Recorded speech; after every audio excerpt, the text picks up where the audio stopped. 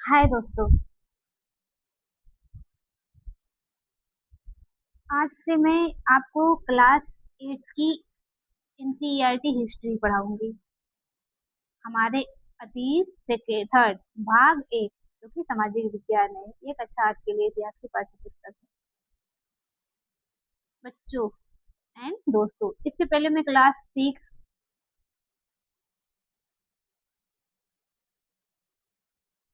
And 7 की history पढ़ा चुकी हूँ और अब हम क्लास 8 की नई हिस्ट्री बुक शुरू करने जा रहे हैं। मुझे उम्मीद है कि आप सभी इस जर्नी को इंटरेस्टिंग और इंजॉयबल बनाएंगे।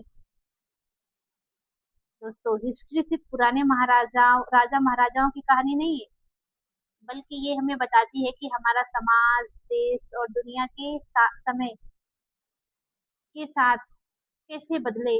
इस साल हम इंटरेस्टिंग टॉपिक पढ़ेंगे, जैसे अंग्रेज भारत में कैसे आए, लोगों ने आजादी के लिए कैसे संघर्ष किए, और समाज में क्या क्या बदलाव आया। लेकिन हमारी क्लास सिर्फ पढ़ने तक सीमित नहीं रहेगी। हम डिस्कशन करेंगे, क्वेश्चन पूछेंगे, मैथ्स और स्टोरीज के थ्रू समझेंगे, ताकि हिस्ट्री बोरिंग नहीं बल्कि मजेदार लगे। मैं चाहती हूँ कि आप सभी खुलकर पार्टिसिपेट करें। अगर कोई डाउट हो तो फिर बिना डर के पूछें, क्योंकि सीखने का सबसे अच्छा तरीका सवाल पूछना होता है। दोस्तों, इतिहास हमें सिर्फ बीता हुआ समय नहीं सिखाता, बल्कि भविष्य से बेहतर बनाने की प्रेरणा भी देता है। जो अपने इतिहास को समझता है, वही अपने भविष्य को सही दिशा दे सकता है। तो आप, आई होप कि आप इस क्लास को काफी इंजॉय करेंगे, क्योंकि लर्निंग नेवर स्टॉप्स। हर नई क्लास एक नई शुरुआत होती है। गलतियां करना बुरी बात नहीं है, उनसे सीखना सबसे बड़ी बात होती है। और आप बीच बीच में हमसे क्वेश्चन भी पूछ सकते हैं, क्योंकि क्वेश्चन पूछने वाले बच्चे हमेशा आगे बढ़ते हैं। और आज की आपकी मेहनत ही कल की सफलता का रास्ता खोलेगी। तो दोस्तों, हिस्ट्री पढ़ने का मतलब सिर्फ डेट्स याद करना नहीं, बल्कि घटनाओं से सीख लेना है। तो आप गलतियां करिए और सीखिए। मैं चाहती हूँ इस साल हम सिर्फ हिस्ट्री ना पढ़ें, बल्कि उसे समझे, महसूस करें और उससे सीखे भी। तो आइए हम हिस्ट्री की क्लास की शुरुआत करते हैं अपने पहले चैप्टर के साथ। यहाँ पे आप विषय सूची देख सकते हैं कि विषय सूची में है 6 चैप्टर, कैसे, कब और कहाँ। और सेकंड है व्यापार से साम्राज्य तक, ग्रामीण क्षेत्र पर शासन चलाना। ये 6 चैप्टर हम काफी इंटरेस्टिंग तरीके से समझेंगे। तो चलिए, हमारा फर्स्ट चैप्टर है कैसे, कब और कहाँ। हम इसको पढ़ते हैं। कैसे, कब और कहाँ। इस चैप्टर में हम समझेंगे कि हिस्ट्री को कैसे लिखा जाता है, पुरानी घटनाओं की जानकारी हमें कहाँ से मिलती है, और समय के साथ इतिहास को समझने का तरीका कैसे बदला। जब हम कोई कहानी सुनते हैं तो हमारे मन में 3 सवाल आते हैं: क्या हुआ, कब हुआ और कहाँ हुआ। इन्हीं सवालों के आधार पर इतिहास तैयार होता है। ये चैप्टर हमें बताता है कि अंग्रेजी के समय में लोगों ने भारत के बारे में जानकारी कैसे इकट्ठा की, रिकॉर्ड कैसे बनाए गए और इतिहासकार उन रिकॉर्ड्स का उपयोग कैसे करते हैं। अंग्रेजों ने हर छोटी बड़ी बात लिखकर रिकॉर्ड में रखा है। सरकार ने सरकारी डॉक्यूमेंट्स, लेटर्स, रिपोर्ट्स, न्यूज़पेपर और फोटोज इतिहास के महत्वपूर्ण स्रोत बने। पहले इतिहास को केवल राजाओं और युद्धों तक सीमित माना जाता था, लेकिन अब इतिहास में आम लोगों की जिंदगी, समाज और संस्कृति को भी शामिल किया जाता है। हिस्ट्री हमें ये समझने में मदद करती है कि समय के साथ समाज और देश में क्या बदलाव आए। तो अगर आपको अपने बचपन की कोई याद रखनी हो, कोई बात याद रखनी हो, तो आप क्या करेंगे? क्या सिर्फ किताबों से ही इतिहास पता चलता है? आप ये भी बताएं, क्या पुराने समय की जानकारी लोगों तक कैसे पहुंचती होगी? बच्चों, इतिहास हमें ये सिखाता है कि हर बदलाव की एक कहानी होती है और हर कहानी से हमें कुछ सीखने को मिलता है। तो चलिए हम इस कहानी से, इस चैप्टर से कुछ सीखते हैं और अपने फर्स्ट हेडलाइन को पढ़ते हैं। तारीख कितनी महत्वपूर्ण होती है। दोस्तों, एक वक्त था जब इतिहासकार तारीखों के जादू में ही खोए रहते थे। कब किस राजा की ताजपोशी हुई, कब कौन सा युद्ध हुआ, इन्हीं तारीखों पर गर्मा गर्म बहसें चलती थी। आम समझ के हिसाब से इतिहास की तारीखों का पर्याय माना जाता था। आपने भी लोगों को ये कहते हुए सुना होगा, इतिहास तो बहुत उबाऊ है भाई, बस तारीखें रटते चले जाओ। क्या इतिहास के बारे में ये धारणा सही है? बिल्कुल नहीं। इतिहास, मुझे जहां तक लगता है, इतिहास काफी इंटरेस्टिंग है। अगर आप इतिहास को डीपली पढ़ रहे हो तो ऐसा फील होता है कि हम मानो उस दुनिया में पहुंच चुके हैं। मुझे तो ऐसा ही फील होता है। जब मैं इतिहास पढ़ती हूँ तो मुझे ऐसा फील होता है कि मैं उस दौर में पहुंच गई हूँ, या फिर ऐसा मन करता है कि मैं उस दौर में पहुंच जाऊँ, क्योंकि मुझे काफी इंटरेस्टिंग लगता है। आई होप कि आप सभी को भी ये इतिहास काफी इंटरेस्टिंग लगेगा। तो देखते हैं, इसमें कोई शक नहीं कि इतिहास अलग अलग समय पर आने वाले बदलावों के बारे में ही बताता है, बारे में ही होता है। इसका संबंध इस बात से है कि अतीत में चीजें किस तरह की थी और उनमें क्या बदलाव आए हैं। जैसे ही हम अतीत और वर्तमान की तुलना करते हैं, हम समय का जिक्र करने लगते हैं, हम पहले और बाद में की बातें करने लगते हैं। रोजमर्रा की जिंदगी में हम अपने आसपास की चीजों पर हमेशा ऐतिहासिक सवाल नहीं उठाते। हम चीजों को स्वाभाविक मान कर चलते हैं, मानो जो कुछ हमें दिख रहा है वह हमेशा से ऐसा ही रहा है। लेकिन हम सबके सामने कभी कभी अचंभे के क्षण आते हैं। कई बार हम उत्सुक हो जाते हैं और ऐसे सवाल पूछते हैं जो वाकई ऐतिहासिक होते हैं। किसी व्यक्ति को सड़क किनारे चाय के घूंट भरते देखकर आप इस बात पर हैरान हो सकते हैं कि चाय या कॉफी पीने का चलन शुरू कब से हुआ होगा। रेलगाड़ी की खिड़की से बाहर झांकते हुए आपके जहन में ये सवाल उठ सकता है कि रेलवे का निर्माण कब हुआ। रेलगाड़ी के आने से पहले लोग दूर दूर की यात्रा किस तरह कर पाते थे। सुबह सुबह अखबार पढ़ते हुए आप ये जानने के लिए उत्सुक हो सकते हैं कि जिस जमाने में अखबार नहीं छपते थे, उस समय लोगों की चीजों का जानकारी कैसे मिलती थी।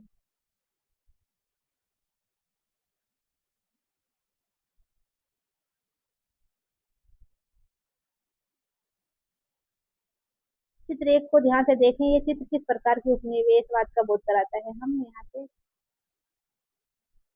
ये चित्र देखिए। चित्र ब्राह्मण ब्रिटेनिया के शास्त्र भेंट कर रहे हैं और जेम्स रेनले द्वारा तैयार किए गए पहले नक्शे का आवरण चित्र यहाँ पे देख सकते हैं।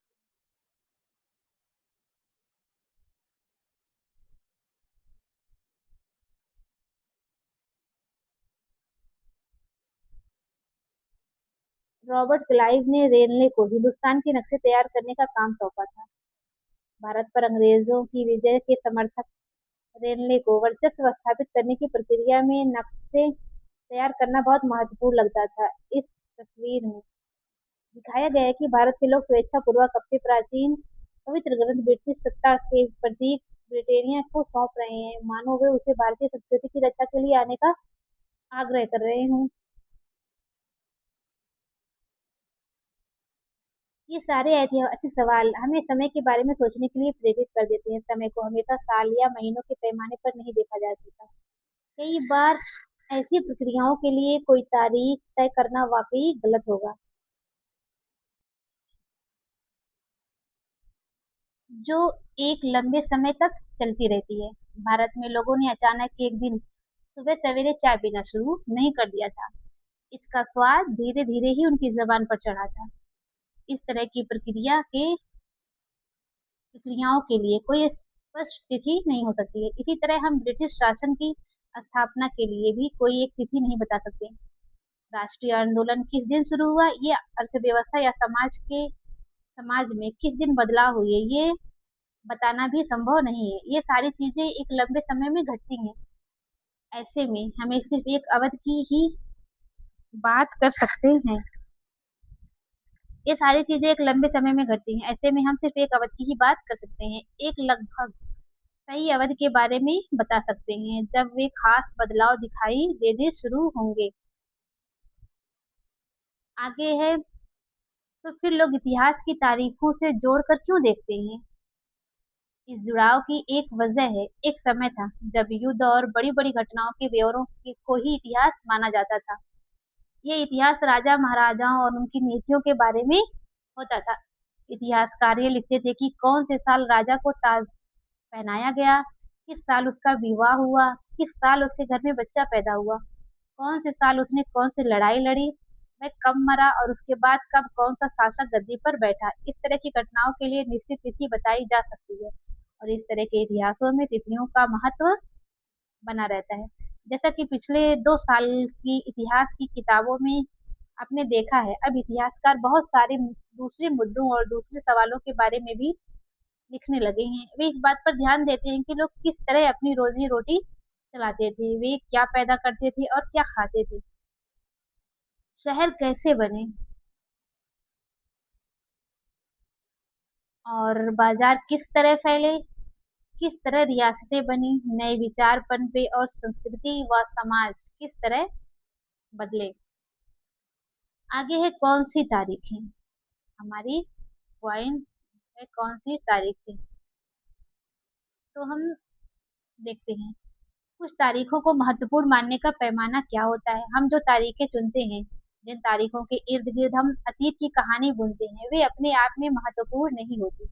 वे इसलिए महत्वपूर्ण हो जाती हैं क्योंकि हम कुछ खास घटनाओं की महत्व को महत्वपूर्ण मानकर चलने लगते हैं।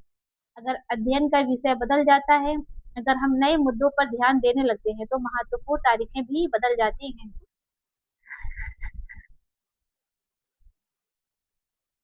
एक उदाहरण पर विचार कीजिए। भारत में ब्रिटिश इतिहासकारों ने जो इतिहास लिखे, उनमें हर एक गवर्नर जनरल का शासनकाल महत्वपूर्ण है।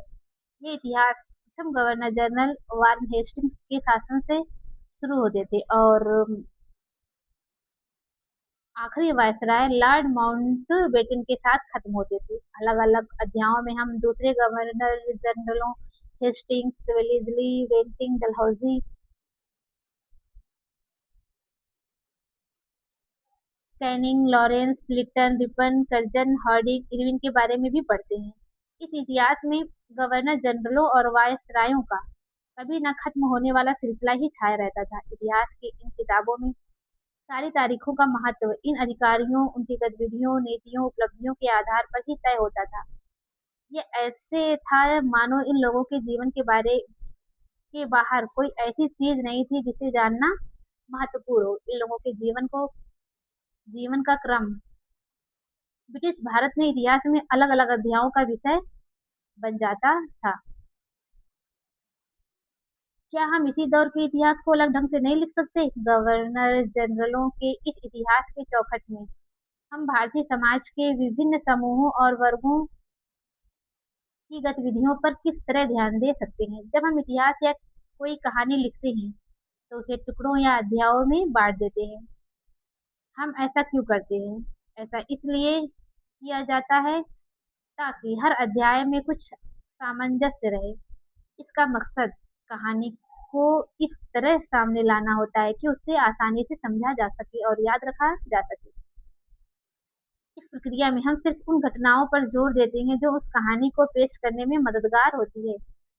जो इतिहास गवर्नर जनरलों के जीवन के इर्द गिर्द चलता है, उसमें भारतीयों की गतिविधियां कोई मायने नहीं रखती, इनके लिए वहां कोई जगह नहीं होती।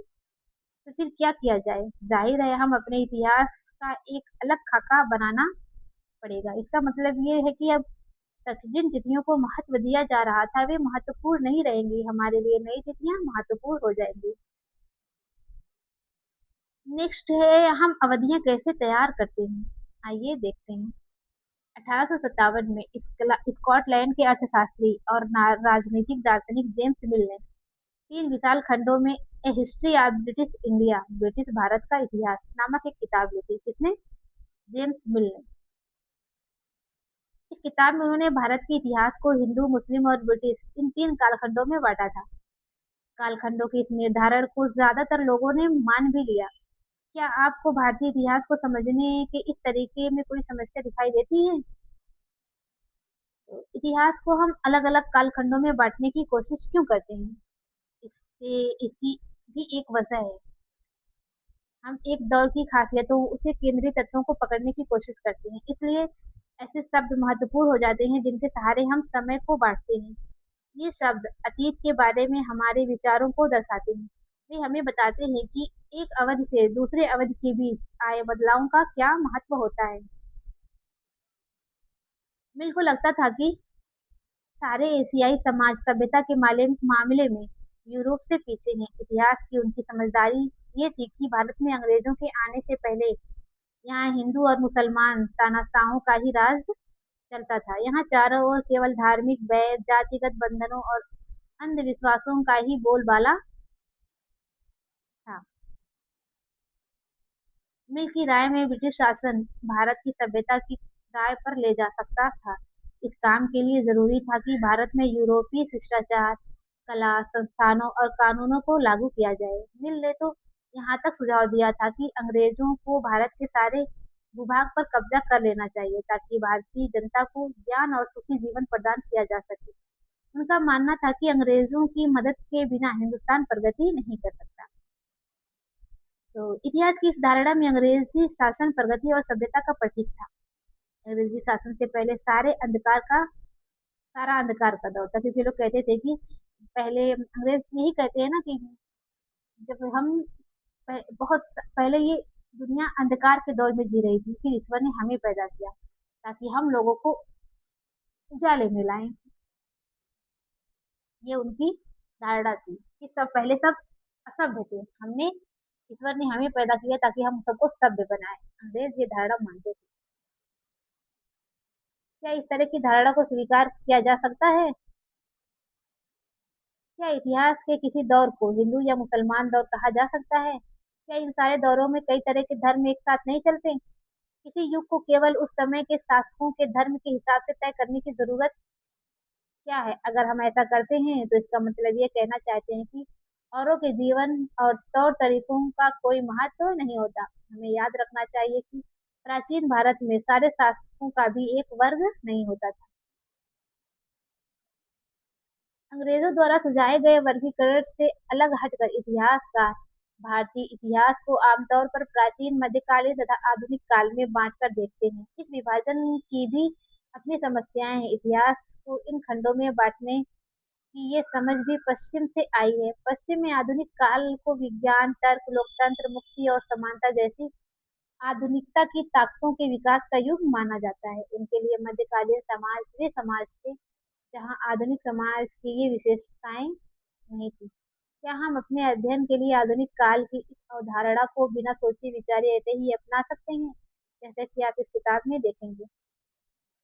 अंग्रेजों के शासन में लोगों के पास समानता, स्वतंत्रता या मुक्ति नहीं थी, ना ही ये आर्थिक विकास और प्रगति का दौर था। बहुत सारे इतिहासकार इस युग को औपनिवेशिक युग कहते हैं। आइए जानते हैं औपनिवेशिक क्या होता है।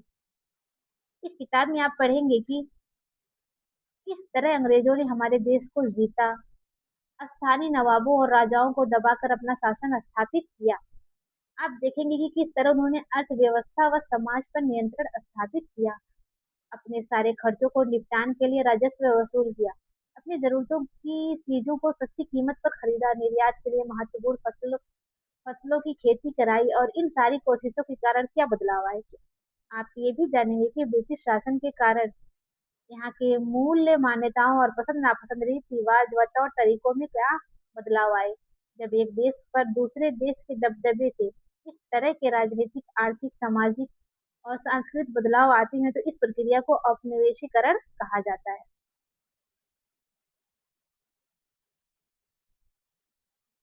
लेकिन जल्द ही आप ये समझ जाएंगे कि सारे वर्ग और समूह इन बदलावों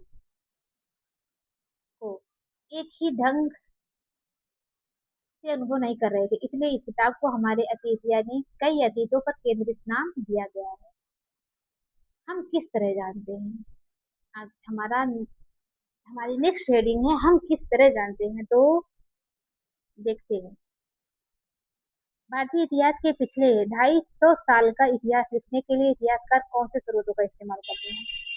प्रशासन अभिलेख तैयार करता है। अंग्रेजी शासन द्वारा तैयार किए गए सरकारी रिकॉर्ड इतिहासकारों का एक महत्वपूर्ण साधन होते हैं। अंग्रेजों की मान्यता थी कि चीजों को लिखना बहुत महत्वपूर्ण होता है। उनके लिए हर निर्देश, हर योजना, नीतिगत फैसले, सहमति, जांच को साफ साफ लिखना जरूरी था। ऐसा करने के बाद चीजों को अच्छी तरह अध्ययन किया जा सकता था और उन पर वाद विवाद किया जा सकता है। इस समझदारी के चलते ज्ञापन, टिप्पणी और प्रतिवेदन पर आधारित शासन की संस्कृति पैदा हुई। अंग्रेजों को यह भी लगता है कि तमाम अहम दस्तावेजों और पत्रों को संभाल कर रखना जरूरी है। लिहाजा उन्होंने सभी शासकीय संस्थानों में अभिलेख कक्ष भी बनवा दिए। तहसील के दफ्तर, कलेक्टरेट, कमिश्नर के दफ्तर, प्रांतीय सचिवालय, कचहरी, सबके अपने रिकॉर्ड रूम होते थे। महत्वपूर्ण दस्तावेजों को बचाकर रखने के लिए अभिलेखागार, आर्काइव और संग्रहालय जैसे संस्थान भी बनाए गए। 19वीं सदी की शुरुआत में प्रशासन की एक शाखा से दूसरी शाखा के पास भेजे गए पत्रों और ज्ञापनों को आप आज भी अभिलेखागारों में देख सकते हैं। वहां आप जिला अधिकारियों द्वारा तैयार किए गए नोट्स और रिपोर्ट्स पढ़ सकते हैं, या ऊपर बैठे अफसरों द्वारा प्रांतीय अधिकारियों को भेजे गए निर्देश और सुझाव देख सकते हैं। 19वीं सदी के शुरुआती सालों में इन दस्तावेजों की सावधानी पूर्वक नकलें बनाई जाती थी। उन्होंने खुशनवीसी के माहिर लिखते थे। खुशनवीसी या सुलेख ऐसे लोग होते हैं जो बहुत सुंदर ढंग से चीजें लिखते थे। 19वीं सदी के मध्य तक छपाई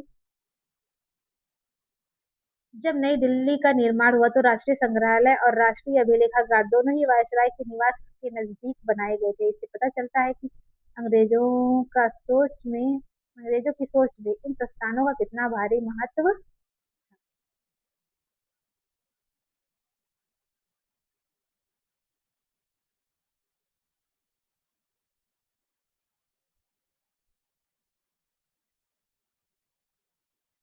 तकनीक भी फैलने लगी थी। इस तकनीक के सहारे अब प्रत्येक सरकारी विभाग की कार्रवाई के दस्तावेज की कोई कई कई प्रतियां बनाई जाने लगी। सर्वेक्षण का महत्व आइए देखते हैं। औपनिवेशिक शासन के दौरान सर्वेक्षण का चलन भी महत्वपूर्ण होता गया। अंग्रेजों का विश्वास था कि किसी देश पर अच्छी तरह शासन चलाने के लिए उसका सही ढंग से जानना जरूरी होता है।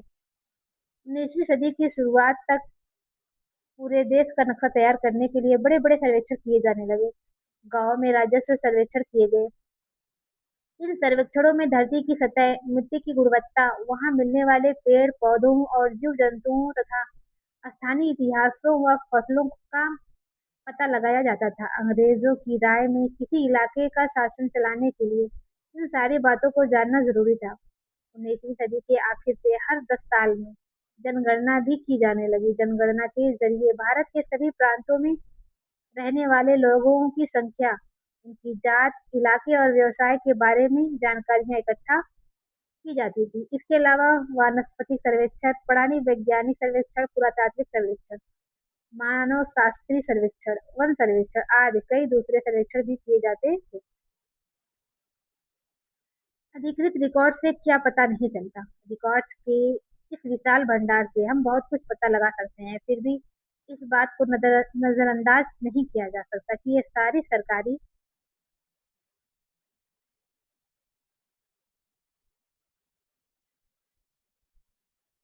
को बहुत ध्यान से देखना चाहिए। देख लीजिए, कहा है कि इन सारी सरकारी तस्वीरों को बहुत ध्यान से देखना चाहिए। तो देख लीजिए, 1857 का ये विद्रोह है। ये तस्वीर चित्र 7, 1857 का विद्रोह, जिसमें विद्रोह किया गया। यह है बंगाल में मानचित्र और सर्वेक्षण कार्य चल रहा है। ये जेम्स प्रिंसप द्वारा बनाई गई तस्वीर है 1832।